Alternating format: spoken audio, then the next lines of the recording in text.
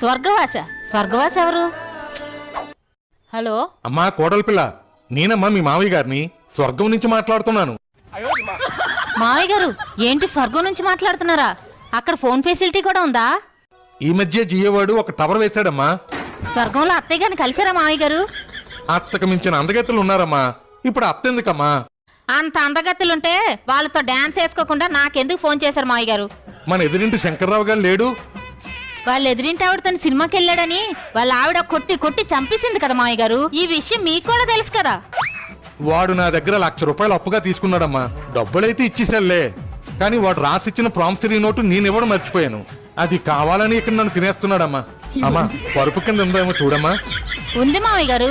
కొంపదీసి ఆ నోటు మీకు ఇవ్వడానికి నన్ను గాని మీ అబ్బాయిని గాని చచ్చిపోమంటారా ఏంటి? మన వెనకింటి దివాకరం కొన ఊపిరితో కొట్టుమిట్టాడుతున్నాడమ్మా. తులసి నీళ్ళు కూడా పోసేస్తున్నారులే.